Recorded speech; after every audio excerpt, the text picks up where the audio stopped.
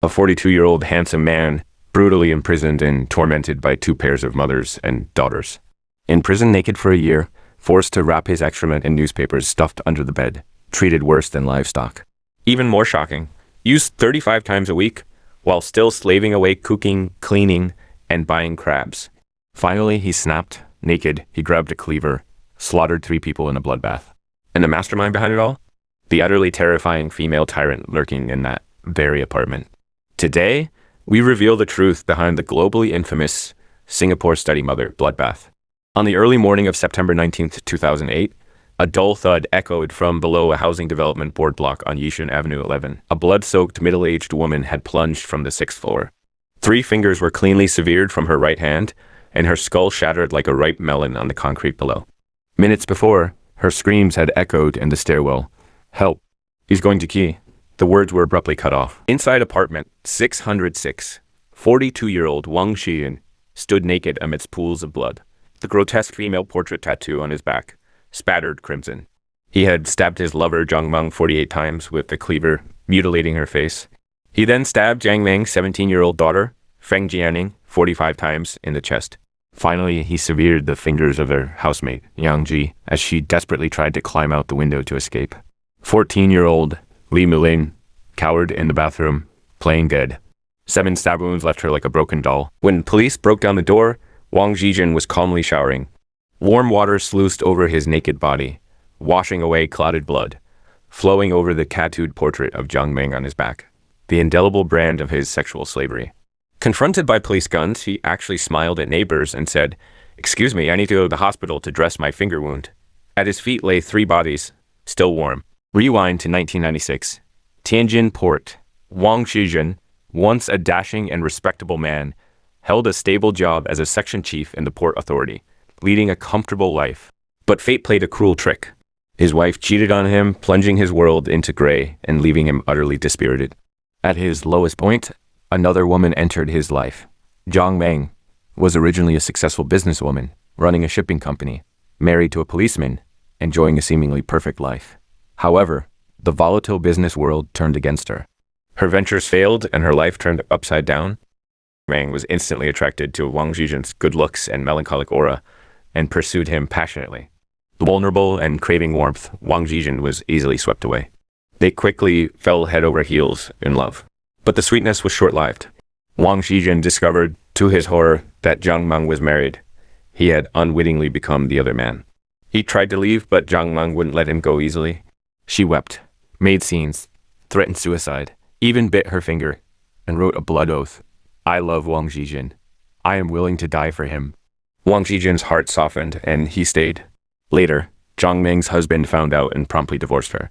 Jiang Meng's parents then stormed Wang Zhijin's workplace, causing such an uproar that he lost his job. Jobless, Wang Zhijin received a severance payment of 400,000 RMB. Both now single, their relationship intensified. Yet, Jiang Meng forced Wang Zhijin to cut his finger and swear an oath. "Will you be my dog forever?" To prove his loyalty, she dragged him to a tattoo parlor and had a half-naked portrait of herself inked onto his back, declaring, "Now the whole world knows you are my property." Wanting a better education for her daughter Feng Jianyu, Jiang Meng decided to become a study mother in Singapore. This could have been Wang Zhijin's chance to escape. But Jiang Meng, with sweet talk and promises, coaxed him into following her to Singapore. Once there, concerned about her reputation, Jiang Meng confined Wang Zhijin to a storage room less than 10 square meters. The room had no bed, no furniture. Just a blanket on the floor served as his bed. Worse, whenever Yang Ji and her daughter were home, Wang Zhijin was forbidden to leave the storeroom. Even relieving himself meant using newspapers and plastic bags. The Singapore flat became a mobile prison. The 2 mother-daughter pairs, Jiang Meng and Feng Jianing, Yan Ji and Li Lin, occupied the bedrooms, while Wang Zhijin was crammed into a 3-square-meter storeroom. Jiang Meng laid down ironclad rules. Excrement humiliation. Bodily waste had to be wrapped in newspapers and could only be discarded late at night when everyone was asleep. Wang Zhijin's existence grew increasingly wretched. Not only did he have to satisfy Jiang Meng's sexual demands, but he also had to shoulder all household chores, washing clothes, buying groceries, surviving only on the leftovers from Jiang Meng and her daughter. His 400,000 RMB savings were quickly squandered by Jiang Meng. Initially, Yang Ji and her daughter were unaware a man was hidden in the storeroom. Later, Li Milin secretly witnessed Jiang Meng lighting candles and dripping hot wax onto Wang Zhijin's skin. He begged for mercy and pain, but Jiang Meng only beat him more savagely. Whenever Yang Ji and Li Milin, Wang Zhijin would crawl out to wash clothes and cook. Jiang Meng would kick him while gnawing crab legs, snarling, "A dog is more useful than you. At least a dog can guard the door." Crab shells pierced his knees, his blood mingling with the black mold on the carpet. On September 18th, 2008, Jiang Meng demanded crab again for her late-night snack. With his wallet empty, Wang Zhijin pleaded, "There's not enough money. Only enough for fish."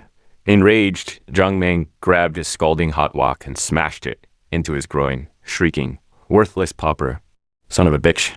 Fang Jianing laughed coldly while recording the scene on her phone. Yang Ji merely turned over in her bed next door. That very night, as Jiang Meng mounted him for the 35th time that week, venting her sexual fury, his hand found the cleaver hidden beneath the bed. At 2 a.m., Wang Zhijin struck.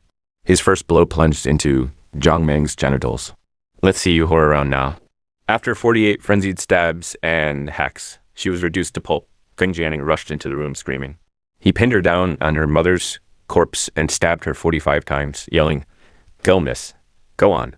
Film this now." As Yang Ji burst through the door, Wang Zhijin, now utterly consumed by bloodlust, turned on her. Li Milin was shoved into the bathroom by her mother. From inside, she heard the horrific sounds of chopping. Wang Zhijin was hacking off Yang Ji's fingers as she desperately clung to the window ledge. The sickening thud of her mother's body hitting the ground outside was followed by Wang Zhijin smashing through the bathroom's folding door. He drove the cleaver into Li Milin's right eye, snarling, "Playing dead? I'll show you what real death is."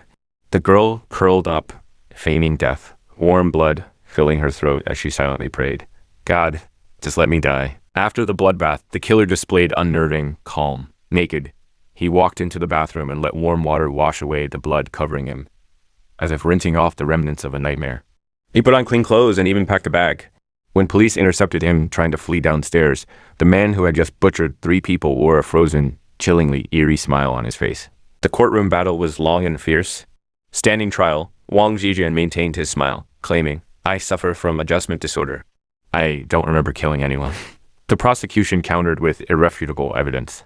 His actions after the murders, calmly showering, dressing his wounds, packing his bags, even applying hair gel, proved his lucidity. The sole survivor, Li Milin, now with a glass eye, replacing her right one and her body crisscrossed with scar tissue, like crawling centipedes, trembled as she testified. "He chopped my mother's fingers like pork ribs."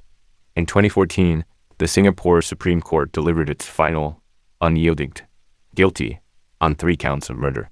Death by hanging. Wang Zhijin paid the ultimate price for his bloody revenge. The root of this horror pointed directly to the tattoo on his back. Jiang Meng, this mistress who controlled Wang Zhijin's body and mind, had woven a web of pathological control through blood oaths. A humiliating tattoo, confinement, and excrement degradation. She was not only an economic parasite, but also a psychological sadist. Her profound twistedness ultimately ignited Wang Zhijin, a volcano of suppressed rage, dragging him, herself, and 2 innocent girls into an abyss of utter destruction.